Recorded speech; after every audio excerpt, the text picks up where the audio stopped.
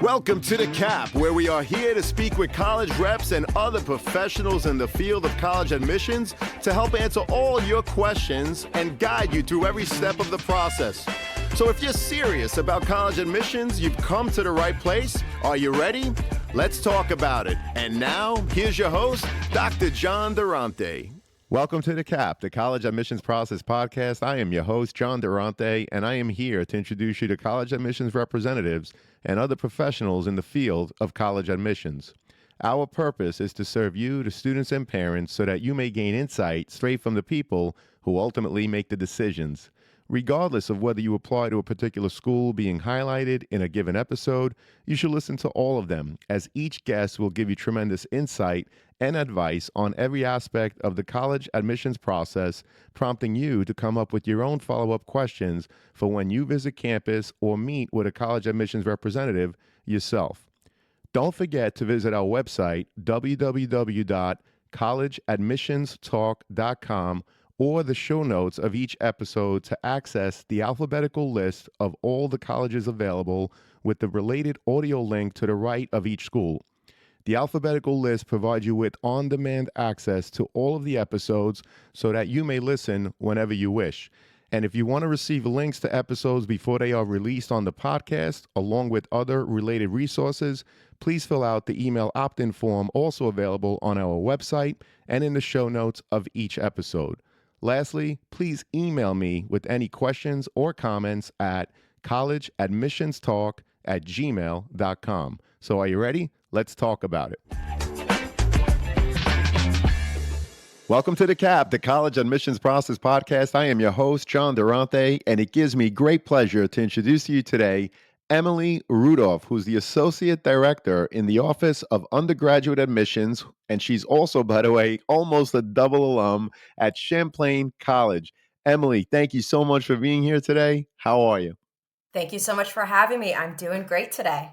It is our honor and pleasure. So let me ask you, Emily, can you give us an overview of Champlain College and what makes it unique compared to other colleges and universities? I'll certainly do my best, of course. So Champlain College, we are a smaller private school up here in gorgeous Burlington, Vermont. A couple colleges in the area, so it is a lively spot to be as a college student. About mid-sized, 2,000 students on average in our undergraduate class, which gives us the great pleasure of offering a more personalized learning experience. About 16 students in the classroom on average, cap it at 25.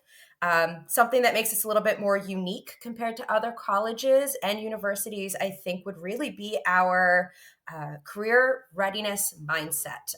Ready is a big word for us at Champlain, and I think it's seen in a lot of different ways. Our motto is Adiamos, or let us dare. We have students start their major classes on day one. It gives students more time just to make sure they're on the right path for themselves. And if not, make a change pretty early on. Also, it allows students to start internships much earlier. We typically see students starting internships as early as the second semester, of their first year at Champlain. So that readiness is seen in all of the academics we have for our students, and I hope to explain a little bit more as we go through. Well, that's an awesome introduction. Average class size of 16, which is amazing. And you said they capped the classes at 25, which is unheard of. A focus on career readiness and, of course, internships. But at Champlain, internships starting with the second semester of freshman year, which is also extremely unique. So, again, we really appreciate that. So, I know that Champlain College is a liberal arts college. Can you explain exactly what it means to be a liberal arts school? Absolutely. So, as we know, liberal arts really leans into learned skills, and it's seen in a lot of different things that we use in our day-to-day life that we see our students really need to learn in a classroom. But with that unique Champlain style, we really like to make it, again, all about career readiness. So this is seen in a lot of different ways for us. Most important is project-based work over learning to take a test and exam. If you really want to retain that information and for a student to really find where their unique skills lie, their strengths and areas of growth, it's all in project-based work. So this is seen mostly in our what's called core curriculum. So students are always taking major classes at Champlain, and they're always in their core curriculum classes. And this is another unique spin. Instead of having students just take a history class and just take an English class, like you might see in a lot of liberal arts schools, we lean again it more into what skills are actually needed out in the world. And we found these skills by going out in the world. We work with our employer network every year with a survey going out saying, what do you see? When you see really strong resumes come in, you're interviewing and you find that person and they're joining your team and they're really helping push your industry forward. What is so amazing about these people? So we take all of that feedback, and across the board, we found about 12 competencies that come across. And that is our core curriculum, is those 12 competencies. So it's kind of liberal arts, but it's kind of not. It's a little more unique. This is, logic, research, analytical skills, ethical researching skills, especially as technology is changing around us.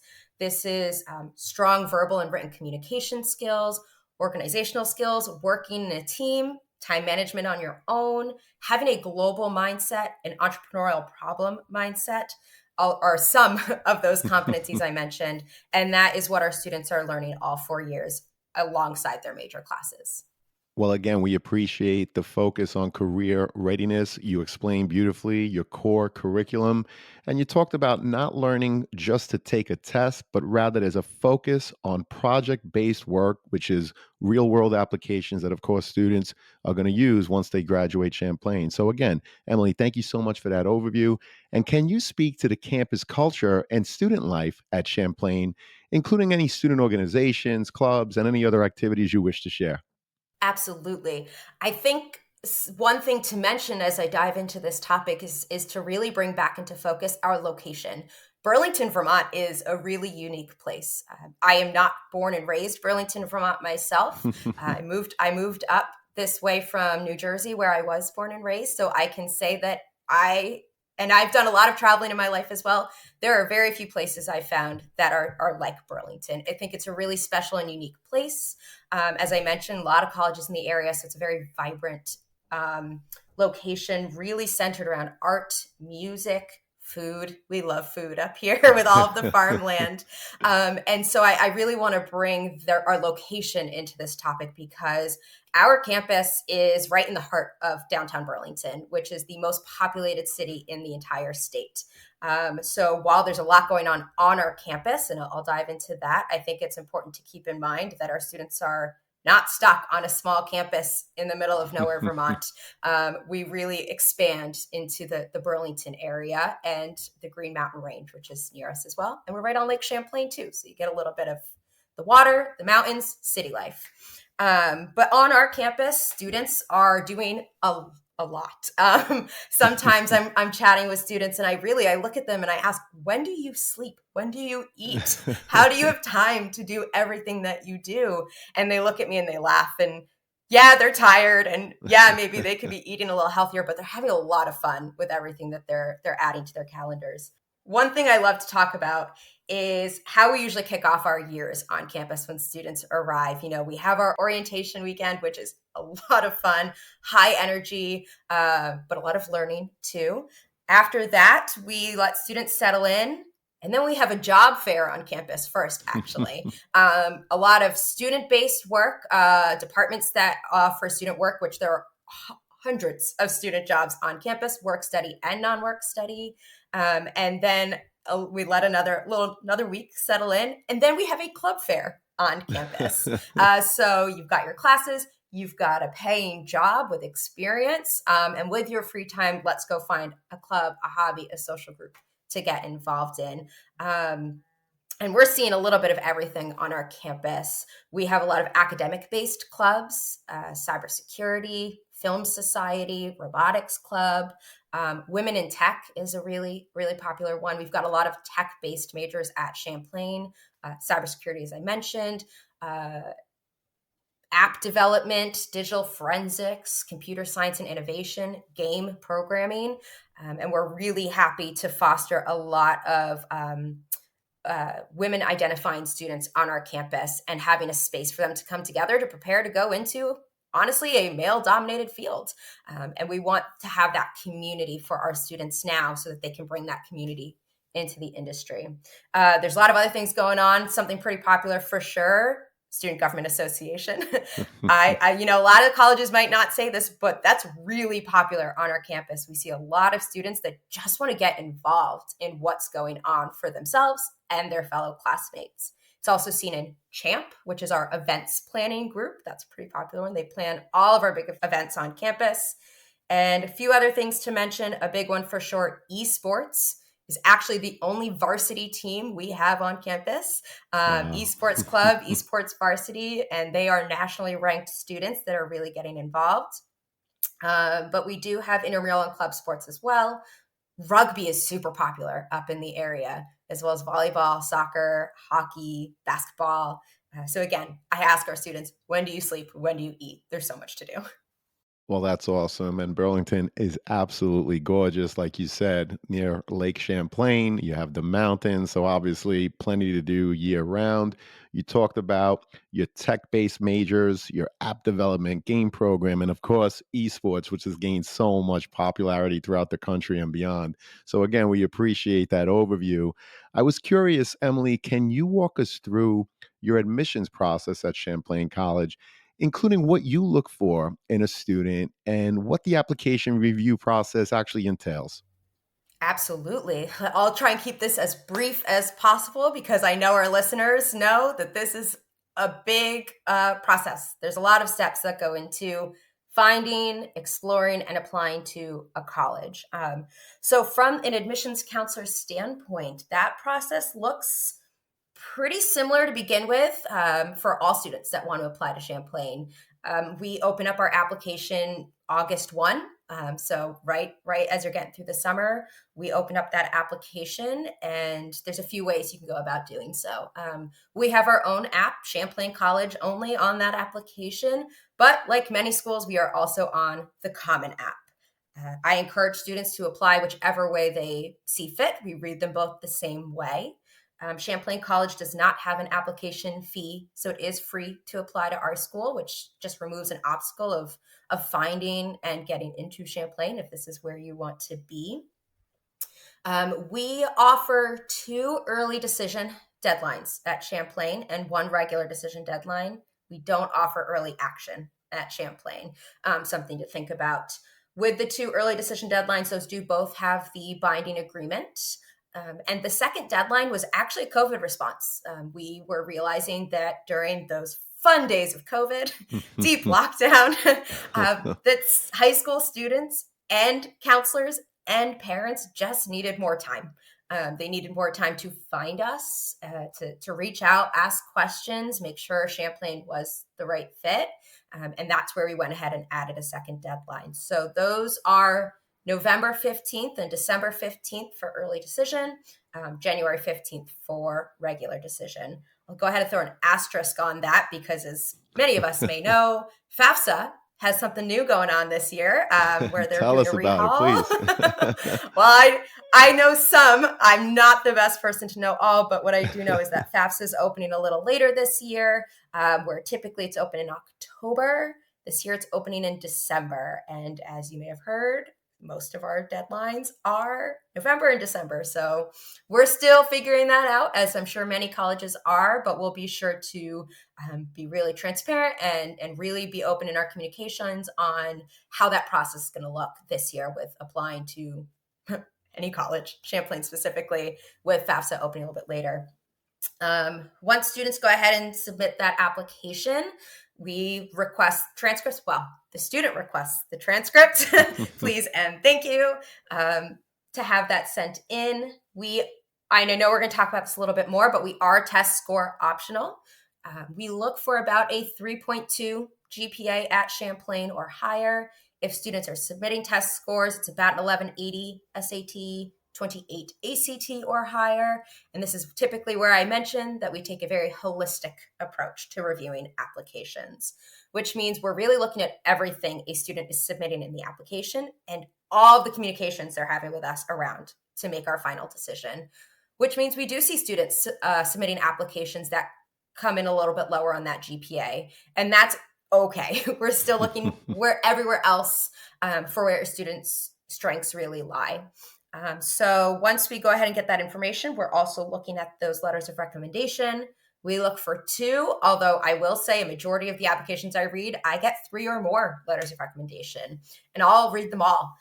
It's my hope that students that are looking for those letters of rec are branching out to who they're asking these letters of recommendation for. Sometimes I get the same letter 4 times from 4 different people, which is great. It's really solidifying that message, but it's a great idea to think about how these people interact with a student in their day-to-day life and what strengths they're seeing in these students, areas of growth they can speak to, because it can provide a much larger picture for us, which is awesome.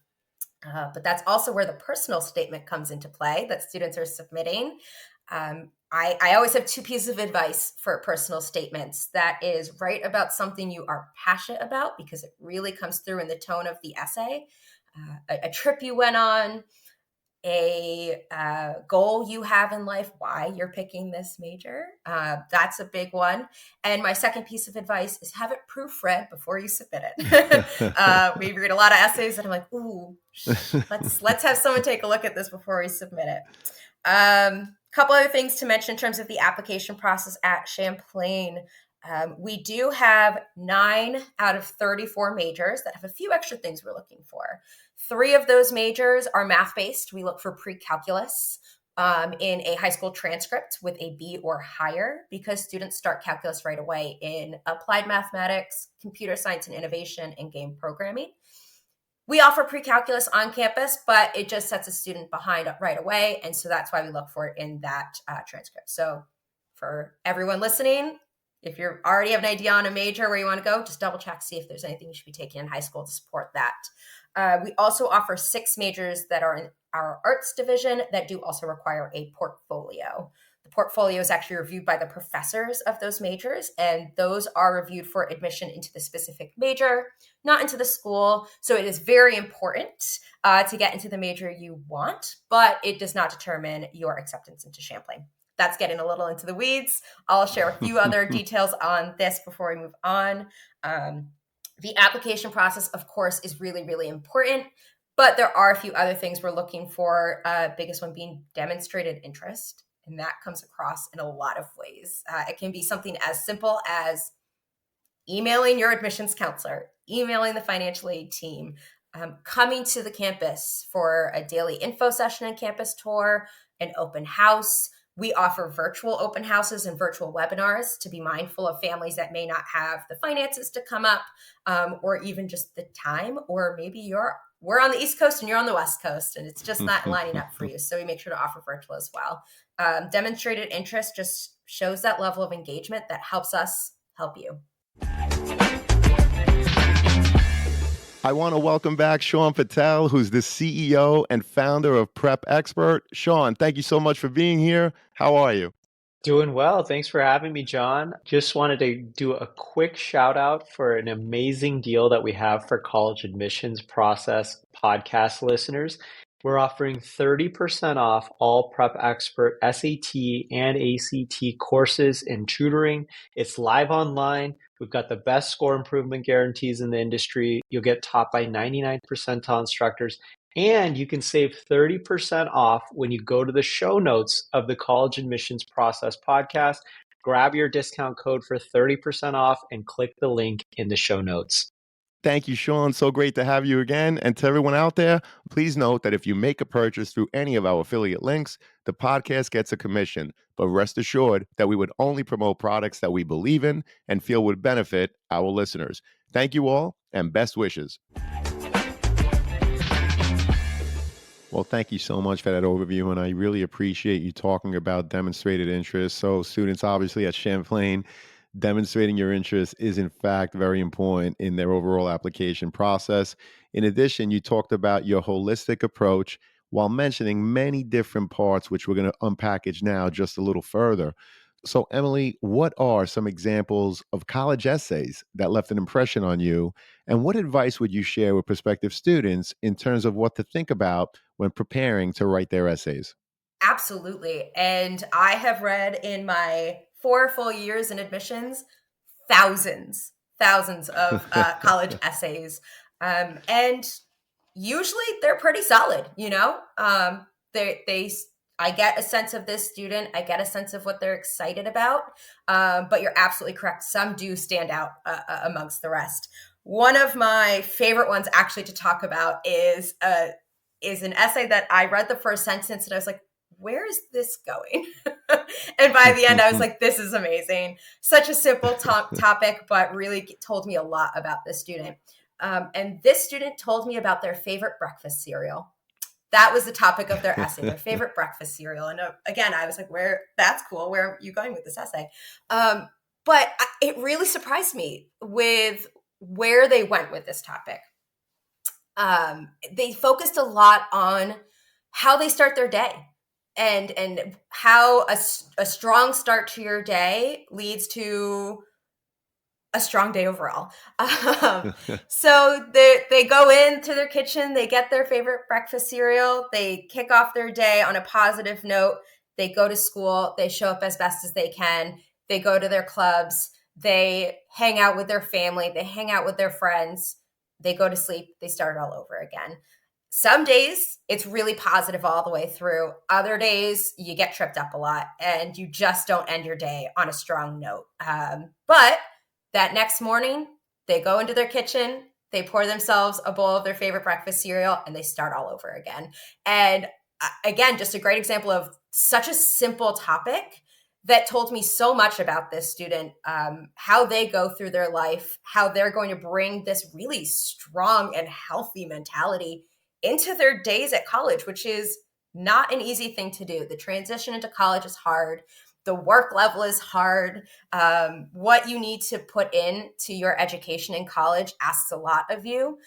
So when I see an essay like that, it tells me that this student can handle what they're going to have coming for them in higher ed. And while we absolutely have a ton of resources to support them, I'm not really worried about this student. I think they're going to do great things and they'll really take advantage of the resources available to them.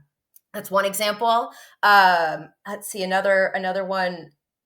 I think something to talk about too, as I mentioned, I've read a lot of the same recommendation letters. I've read a lot of the same essays. And it's not a bad thing, absolutely, but I think it's something to think about. So I mentioned we have a game programming major. We actually have 6 majors into the gaming industry at Champlain. The game studio is something that we're really well known for and is easily some of our most popular majors. And with those majors is a time when I tend to read the same essay all the time, which is, and it's great. It's students' love for games, video games, their ability to connect with people in a way that maybe they haven't found elsewhere. It's something that really showed a new corner of the world, helped them explore tech in a new way, wanting to give back to their community the positive feeling that gaming gave to them. Awesome. Love all of that. But I've read it a million times. I love when I find an essay around gaming that just goes a little deeper into that individual, unique student. One that really stands out for me started out about the same as all of the other ones do, but it turned from the focus of the individual student to the relationship that they had with their little brother, and how it helped them find a way to communicate with each other, which was brand new for them. You know, I know how it goes with brothers. I got a ton of them. It's another person in your house that you're growing up with, and it can be hard to find a positive hobby that helps you communicate. And that's what this student really focused on, was their love of gaming, but how it helped them reach other people that are really close to them, and positive relationships all the way through that are like positive relationships through their whole life. So again, I always just encourage, if you're writing an essay that is related to the major itself, absolutely do that. It tells you admissions counselors a lot about that student, but find that thing that's really unique to you that nobody else can talk about, which I know is a big ask and it takes a little time to find it, but I think that everybody can do that. So that's my piece on essays. Well, that's awesome. Great advice, great example. And I just want to point out that sometimes it's not about the topic, but how you use the topic to explain about yourself, to talk about the things that you want the rep to frankly learn about yourself, right? That are not so easy in other parts of the essay. So again, those were great examples. And my favorite one was the one with the cereal. So who doesn't like a nice bowl of cereal in the morning, right? And I love the way Right. they use that to talk about how they go about their day and to talk about their transition to college. So that was awesome, Emily. Thank you so much. Of And course. so on packaging the application just a little bit further, I know that Champlain is in fact test optional. Can you share the percentage of students that applied and who were ultimately admitted that did not submit their test scores? Absolutely. I will start this by saying that Champlain's been test score optional for quite some time now. I've been in this role for going on 5 years, and my entire time in this role, we've been test score optional. So this predates COVID. We chose to go test score optional earlier on because it was just an obstacle we were seeing to get students into our classrooms. And as I mentioned, our classrooms are a little bit more unique, and it's really focused on your skill set that you're bringing. And tests don't always speak to those skill sets. And so we decided to go ahead and remove that. We didn't want students to feel like they wouldn't belong with us if they couldn't get that perfect SAT score. That is absolutely not the environment or the community that we have at Champlain. So that being said, we have seen the submitted test scores diminish percentage wise quite drastically. I believe this last cycle, we had maybe 20% of our applicants actually include test scores in their applications. Well, I can't speak to the overall percentage of every application that we have. Of the tests that I read, I think I can think of two students who submitted test scores that negatively impacted their admissions opportunities. Now, why did it negatively impact them? Because I wish I could have said, don't submit this test score. Everything else is so great, but don't submit it. Although I will say, if a test score is pretty low and we aren't able to hit them, it usually means their GPA is also pretty low. And we just don't want to set up a student to fail on our campus.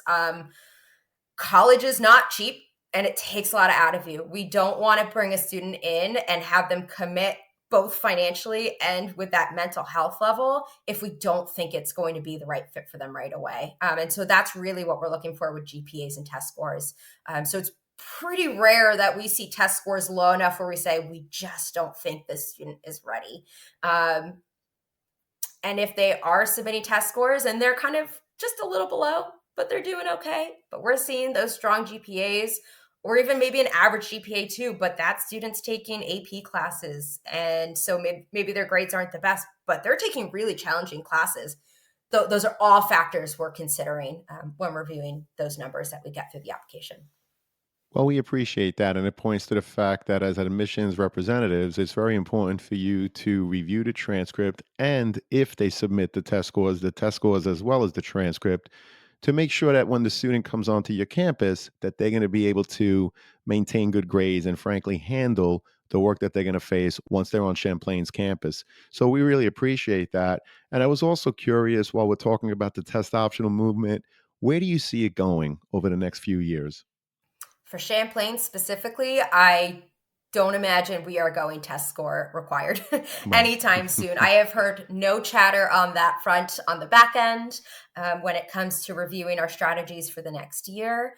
That topic has not come up. And as I mentioned, we've been test score optional for so long, and I think we have a pretty solid reason for doing so. And because we just want to give students the best opportunity they can to find the school that's the best fit for them, we think that test scores are just an obstacle in their way. So I don't see us going requiring test scores in the future at Champlain. So I was also curious in terms of the overall application process, Emily, with the increase in schools going test optional, and of course the ease with which to apply. You mentioned the Champlain application, but you're also on the Common App. As admissions professionals, how do you determine the number of applicants to accept, waitlist, and even deny when you receive far more applications from deserving candidates than your seats available? Yeah, that's a really great question. I would like to say that overall, we want to bring students to our campus that want to be on our campus. Those are the students that are really going to perform well. And kind of going back to that motto that we have, that let us dare, we want the students with that mentality learning with us, innovating with us, growing with us, because then those students are going out into those industries and they're bringing that mindset with them. We're thinking that long-term goal. And so I bring that up because we're not looking to turn away students every year and say, we only want to bring in the cream of the crop. We only want to bring in so many students. No, we want to take as many as we can. And we'll do everything we can to do that. I honestly think that we, mid application cycle this year, hired a new professor because we were seeing an influx of strong applicants for some majors. And we said, let's get another professor on our team so we can take in more of these amazing students. We want them here. So in terms of our mentality with reviewing applications and the components we're bringing in and how we're determining, accepting, waitlisting, denying, it's not a mentality at Champlain to say we're looking to actively start the cycle knowing we're going to turn away students. Instead, we're looking to say, what can we change on our end to actually bring in as many students that want to be here?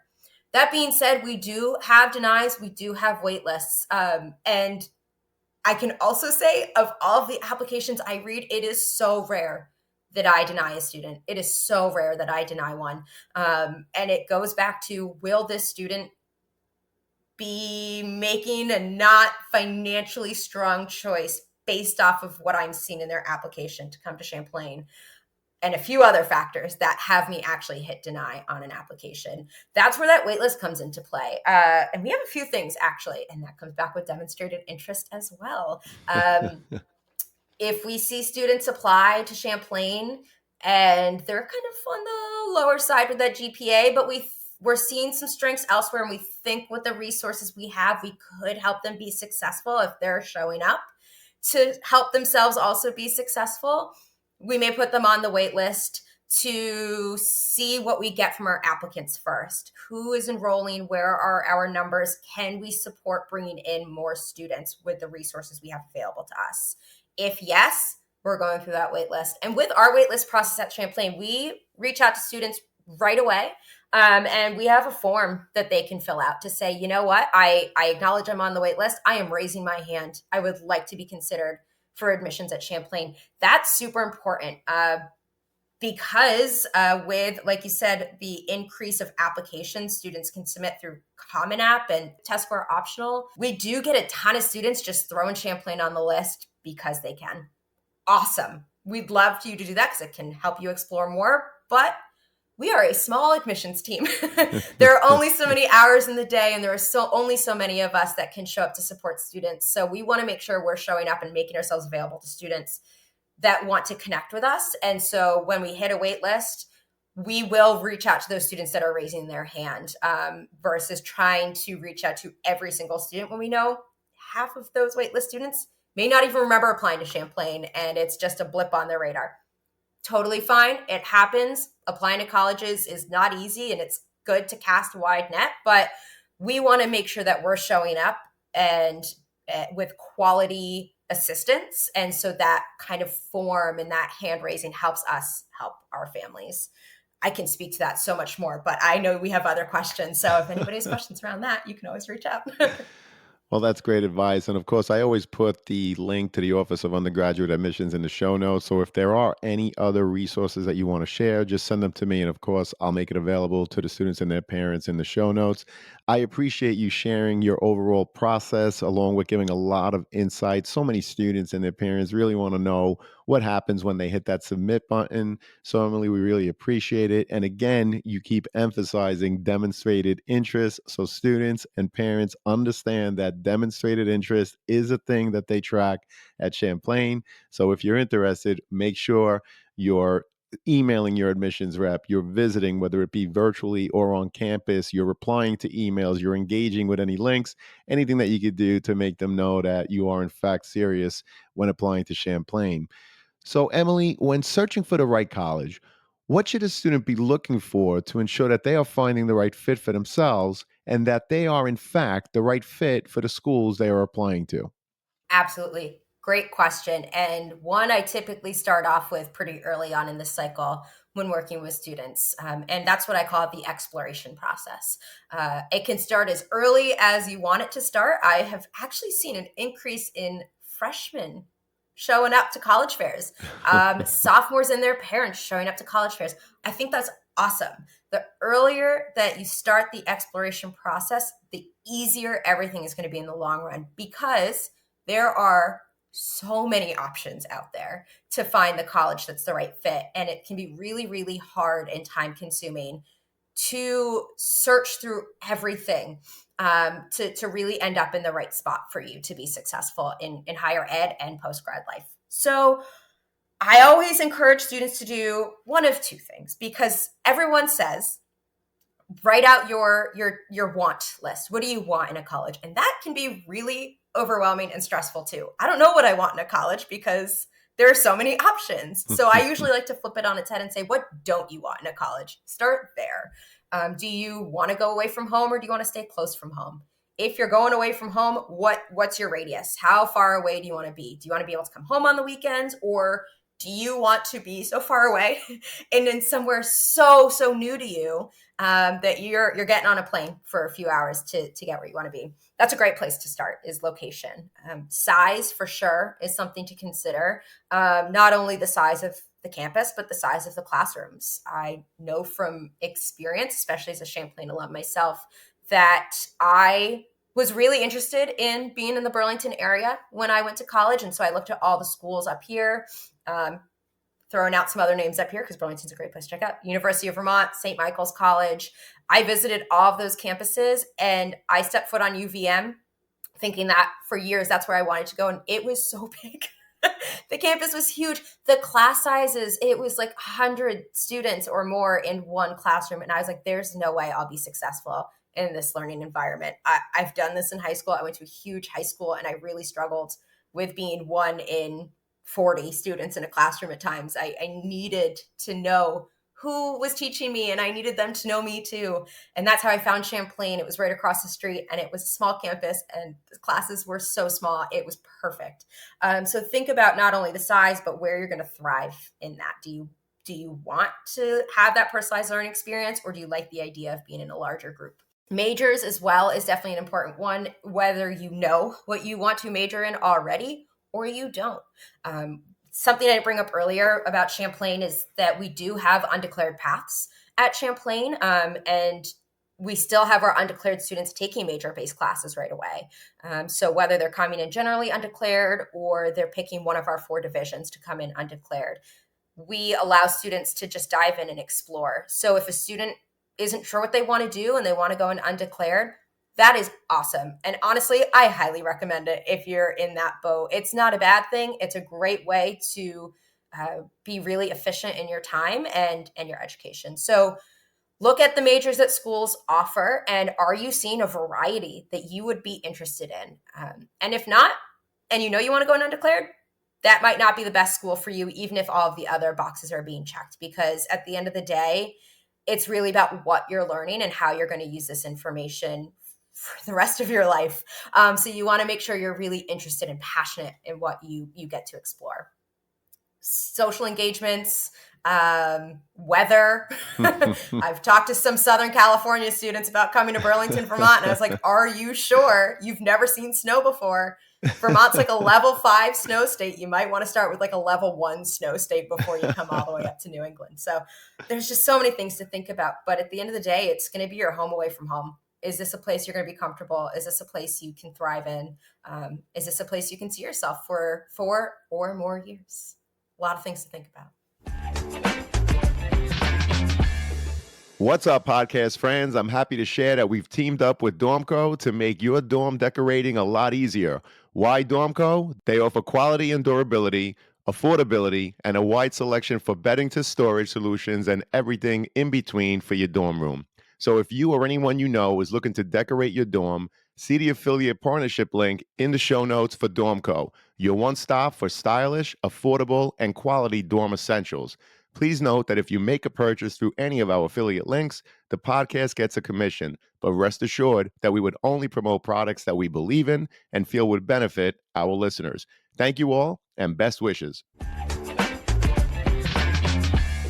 Well, that's a terrific overview, and there's certainly a school for every single student, but not every single school is necessarily for you. You mentioned location. Do you want to be in a warm climate, cold climate, or something in between? Size, not only of the campus, but also of the classroom. I love how you talked about visiting one school, which you found to be too big, and then you found Champlain, which was just right for you. My daughter, my oldest daughter, had a similar experience, so I appreciate you sharing that. And of course, looking at things like academic offerings, majors, and is it the right fit for you in terms of the variety, right? And again, it's different for every single student, which is why I'm also happy that you mentioned that there were freshmen in high school that came to College Fest to see you, because frankly, it's never too early to just start thinking about it. So, Emily, that was a great answer. We really appreciate it.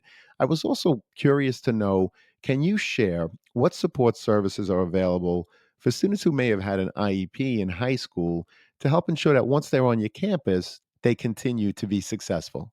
Absolutely. Whew, there's actually a lot to talk about that we offer as resources. When someone approaches me with this question, I always kick it off with saying our team in our Office of Accessibility is the best place to start.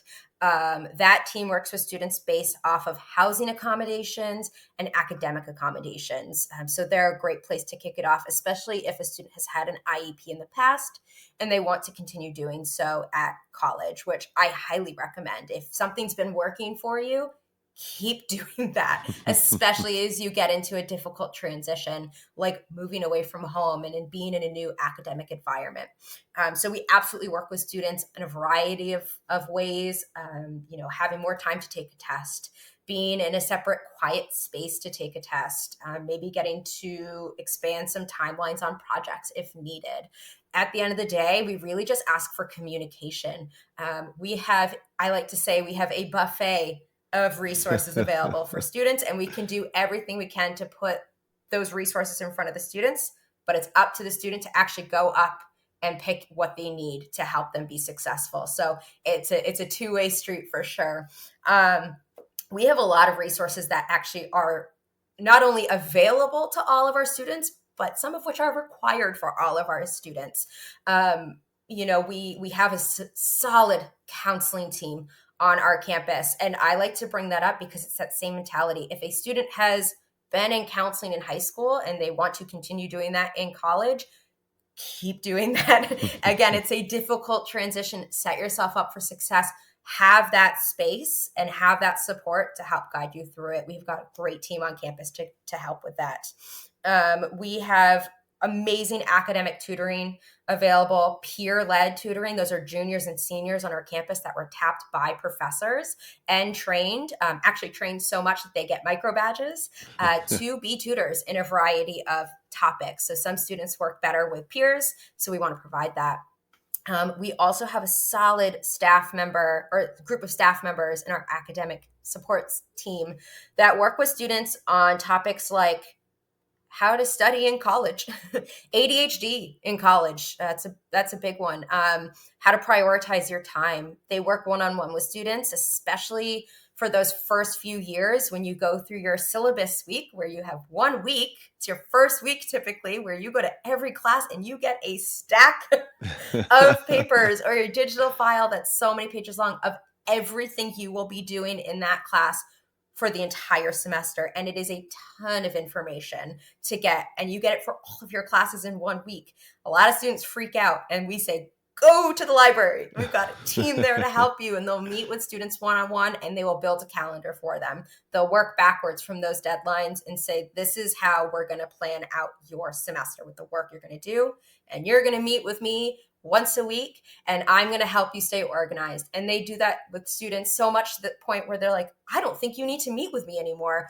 And the student's saying, the only reason I'm getting this work done is because you are holding me accountable. Please don't take away these meetings. We won't take them away. 15 minutes instead of an hour, we'll meet you for 15 minutes, and you're going to show up and you're going to show me that you did all that work, to the point that they don't need that anymore because they're growing those skills. Two other things, though, I'd love to talk about on this topic. One thing, another COVID response we had was, I think, something that we're all seeing is, and I know I felt it, I know a lot of people feel it, but it was really, really hard for those high school students during COVID. You were a freshman, you were a sophomore, you blinked, and now you're in college. Where did that time go? Where did that time go that allowed you to grow those social skills and just like critical thinking skills? So we were seeing a lack on our campus with our students, and it was really important to us to make sure we were responding to it. So we built a program. It's called Champ 101. It is required for all of our first year students. They meet once a week for 10 weeks in their first year. It is an extended orientation. And it talks about a lot of different topics, some of which have a lot of stigma attached to it. And we, kind of going back to that mindset where it's a two-way street, where it can be hard to raise your hand and say, hey, I need these resources. So everybody gets this information at the same time.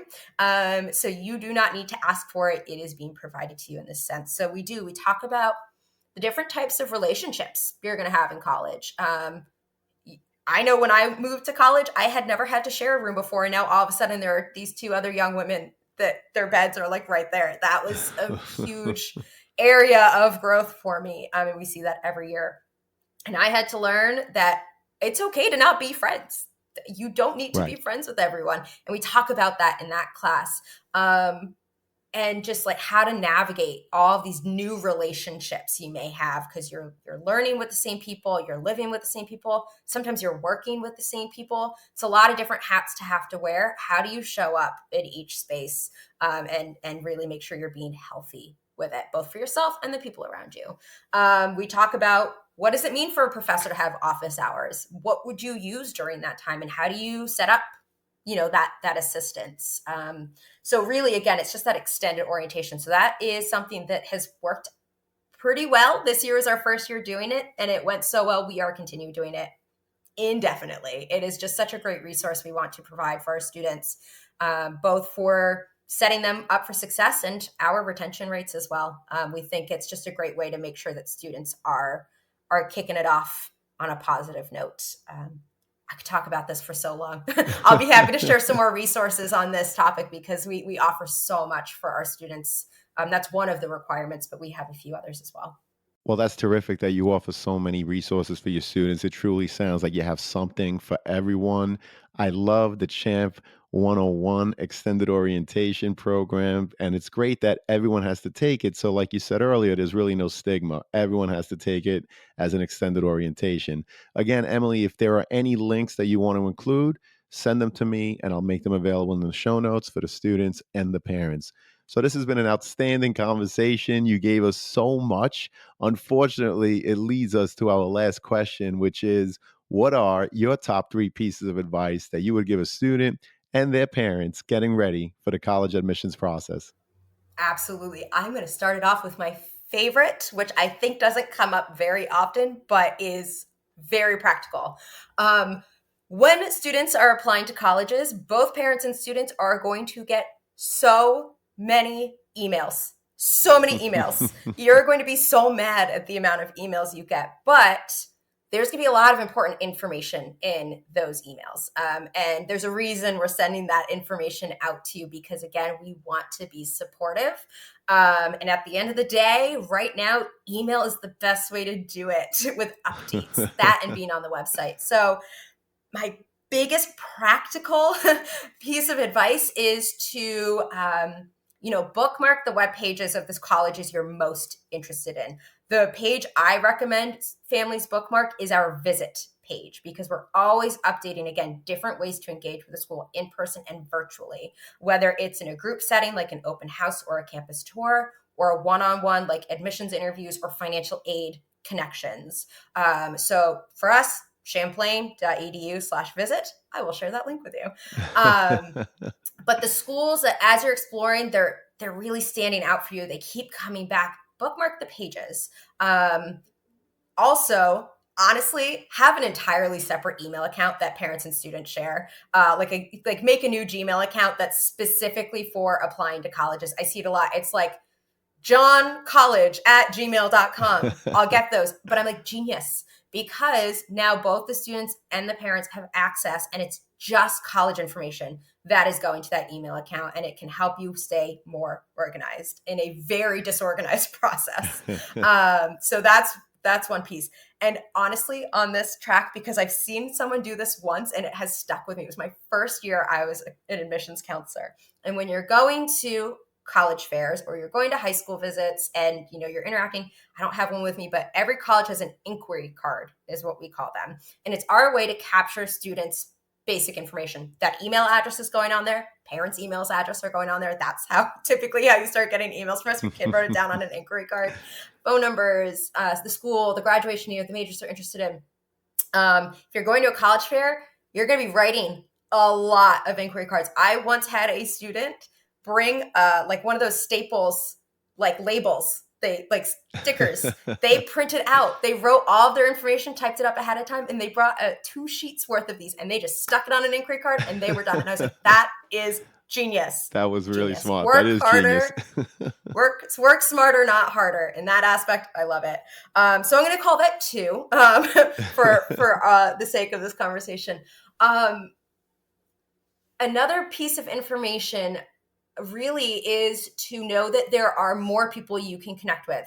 Admissions counselors are your main point of contact. They will be your best friend as you're exploring colleges. We are your advocates and we are your funnel for information. But we are not the only people that you can connect with, but we're the first person to start with, because then we can introduce you to other people on campus. Most colleges have a student ambassador team. Those are current students at that school that are in a paid position to connect with prospective students and families. They lead campus tours, they help out at open houses, they answer emails, and they share the current student's perspective. Great resource to reach out to, because I am a grown woman. I have graduated college a long time ago. I can speak to my experience, but I haven't been a student in a really long enough time. But I got a group of current students and they'd love to share their perspective. Faculty members, other resources like our counseling team, those tutors I mentioned, I can introduce you to all of them and they'd be happy to connect with you and answer your questions. So really the biggest piece is organization for your sake and sanity, and communication, because we want to help.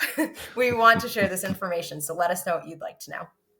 Well, Emily, this has been a fantastic conversation. Those were so many great pieces of advice. I'm so happy, as I know that this is going to help so many students and their parents as they navigate through the college admissions process. Thank you so much, Emily. I do hope to have you again. You were awesome. Oh, thank you so much, everyone. Take care. You too.